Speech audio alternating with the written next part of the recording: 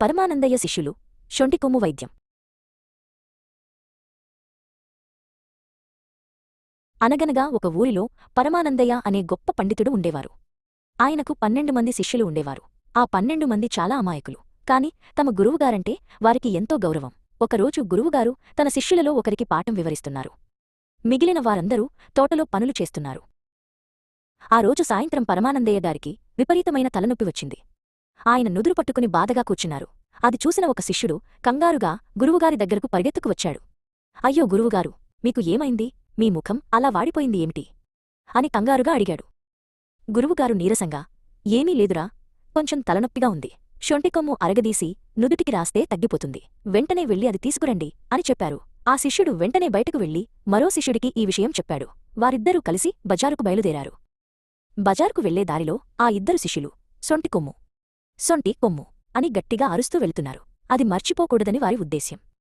వారి అరుపులు విన్న దారిన పోయే జనం వింతగా చూస్తున్నారు. కాని వారు మాత్రం దేన్నీ పట్టించుకోకుండా ఉత్సాహంగా నడుస్తున్నారు. దారి మధ్యలో ఒక శిష్యుడు ఆగిపోయాడు.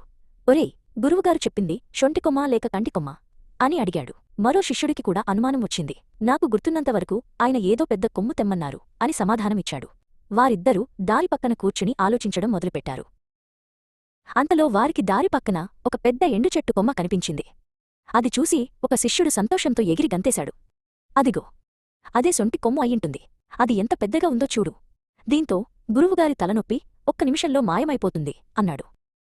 ఆ భారీ చెట్టు కొమ్మను మోయడం వారికి చాలా కష్టమైంది. అయినా సరే గురువుగారిమీద ఉన్న ప్రేమతో ఆ ఇద్దరు శిష్యులు కలిసి ఆ మొద్దును భుజాలమీద వేసుకున్నారు. బరువుకు వారి కాళ్ళు వణుకుతున్నాయి, ముఖాలు ఎర్రగా మారిపోయాయి. కష్టపడుతూ ఇంటివైపు అడుగులు వేశారు.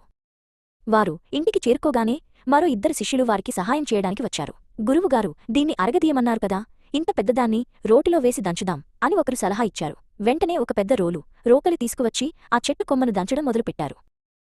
ఆ శబ్దానికి పరమానందయ్య గారి నిద్ర పాడైంది. ఆయన కళ్ళు నలుపుకుంటూ బయటకు వచ్చారు. తన శిష్యులు ఒక పెద్ద చెట్టుమొద్దును రోకలితో దంచుతుండటం చూసి ఆయనకు నోటమాట రాలేదు. ఒరే పిచ్చివాళ్లారా, ఏం చేస్తున్నారా మీరు అని గట్టిగా అరిచారు.